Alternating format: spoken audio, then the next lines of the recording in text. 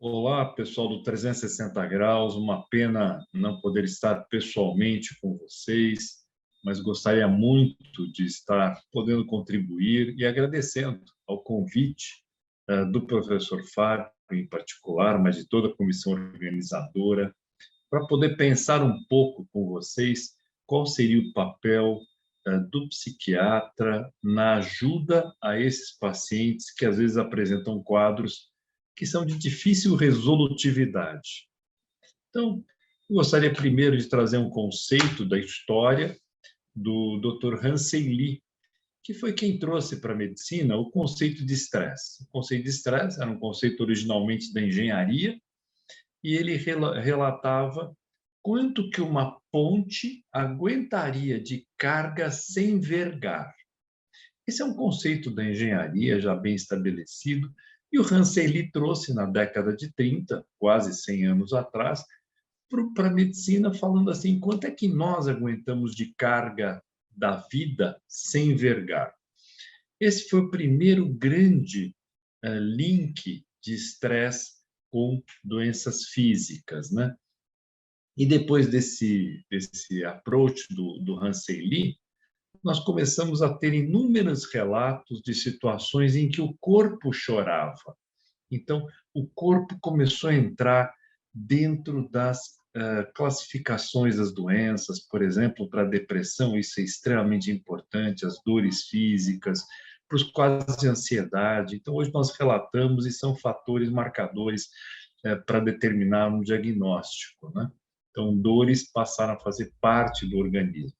Mas não só dor, o corpo entrou de vez na nossa lupa, trazendo as questões também de sono, de apetite, né, de libido. Então, o corpo foi cada vez mais entrando nas questões da psiquiatria e nós estudando cada vez mais os impactos dos quadros psiquiátricos nas condições clínicas, as mais diversas.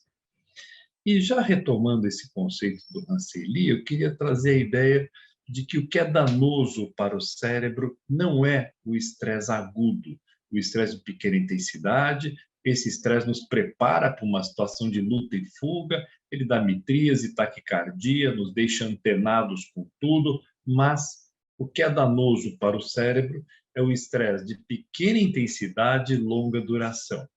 Esse estressor de pequena intensidade e longa duração, mas entendam longa duração como algo superior a 3 meses. Então, não é tão longa duração assim. Não precisa ser algo absurdamente longo.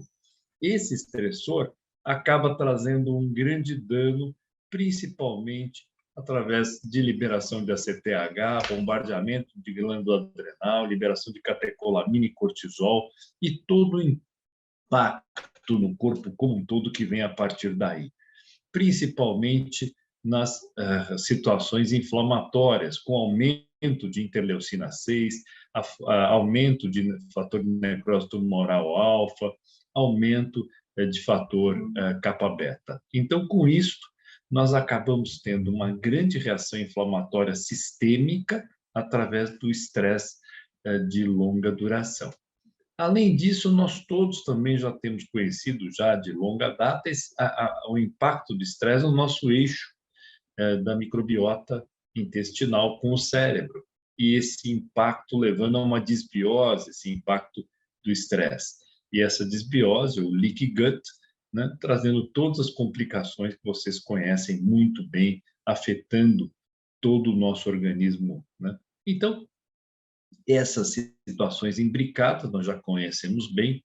Eu queria chamar a atenção apenas dessas situações das citocinas inflamatórias e da diminuição do fator de proteção neuronal, que vem secundariamente a isso, que é o chamado BDNF. A diminuição do BDNF acaba fazendo menos conexões, ele acaba atrofiando as ramificações dendríticas do neurônio, fazendo com que o neurônio se conecte menos a outros neurônios, e aí vem todo um quadro que a gente conhece muito na psiquiatria, com os quadros de depressão, de ansiedade, que são extremamente danosos, né?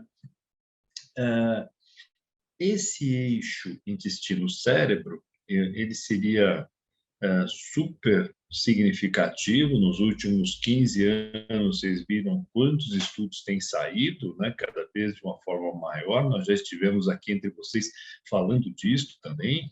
É uma situação que é de alto impacto no organismo e, felizmente, todos os médicos hoje já estão ligados e antenados com isso.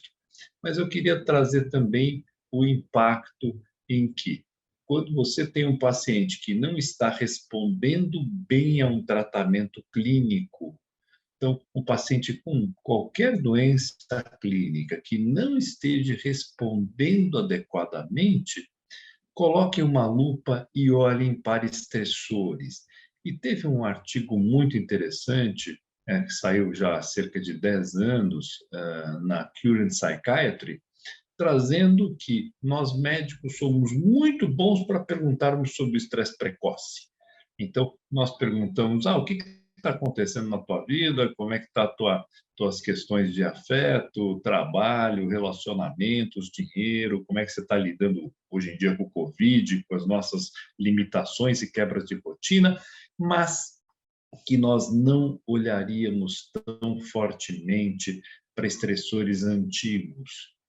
E ele chama muita atenção da ideia do estressor que ocorre lá na primeira infância. Por exemplo, doenças maternas, doenças com características de cronicidade, separações de pai e mãe, situações de abuso emocional. Lembra que a gente sempre pensa em abuso, a gente pensa em abuso sexual. O abuso sexual é um pedaço muito pequeno dentro da história do abuso, que é muito mais emocional do que qualquer outra coisa. Então, quando você tem essas situações estressoras, principalmente na primeira infância, isto traria alterações de metilação de DNA. Então, nós vamos tendo uma alteração de metilação de DNA que nos propiciaria uma maior, podemos dizer, uma vulnerabilidade para que eu apresentasse qualquer outra doença clínica ou psiquiátrica a partir da adolescência. Isso na psiquiatria está bem determinado. A gente começa a olhar, por exemplo, pessoas com depressão e ansiedade que não estão respondendo adequadamente ao tratamento instituído. Então, tem um trabalho lindo, sugiro que vocês possam ler, 2016, da professora Williams, trazendo que, quando eu tenho pacientes que não estão respondendo adequadamente ao meu tratamento, que eu posso olhar, colocar uma lupa e eu vou enxergar esse paciente com situações de abusos emocional, perdas afetivas, morte de avós, questões de doença materna. Então, isso tudo ocorrendo lá atrás e impactando, alterando a metilação do DNA e alterando a expressão gênica de uma série de proteínas que vai afetar ou propiciar que essa criança lá na adolescência, adulto, jovem, possa manifestar vários quadros. Então, dentro disso, eu gostaria de chamar a atenção aqui na gastro, que a gente pudesse olhar alterações, refluxos, doenças que não estão respondendo adequadamente ao tratamento que vocês estão instituindo. Então, vocês estão tratando alguém e essa pessoa pode não estar respondendo adequadamente. Então, sempre considerem se essa pessoa não tem um quadro de ansiedade ou de depressão associado a isso. E lembrem, nem sempre a pessoa está chorando, mas o corpo está chorando. Então, detectem precocemente isto, esses quadros, façam perguntas gerais, às vezes uma anamnese com questões psiquiátricas não precisa ser extremamente demorada, ela pode ser com questões básicas, como é que a pessoa tem se sentido na última semana, como é que ela tem tido alterações de humor, ou como é que está sendo o desempenho dela social, familiar, em todos os campos também, o de trabalho, inclusive, ou escolar, dependendo da idade, e olhar isto e detectar possíveis quadros. A partir da detecção mais precoce, nós podemos instituir um tratamento adequado. Lembrem que quadros de leve a moderados não é para encaminhar para o psiquiatra, quadro leve a moderado é para ser tratado por vocês. E a partir de quadros moderados em diante, ou com complicações, como ideação suicida, ou com histórico mais grave na família, de quadros bipolares, aí sim o encaminhamento ao psiquiatra. Mas comecem a cuidar desses pacientes com quadros de depressão e ansiedade leves a moderadas. Então, dentro disto, esse é o alerta que eu gostaria de trazer sempre a vocês, e muito obrigado aí pela paciência de estar escutando essas pílulas aí de lembrança desta medicina cada vez mais tailor-made, essa medicina cada vez mais voltada para desenhar exatamente o que o paciente precisa, como se fosse uma roupa feita por um alfaiate, né?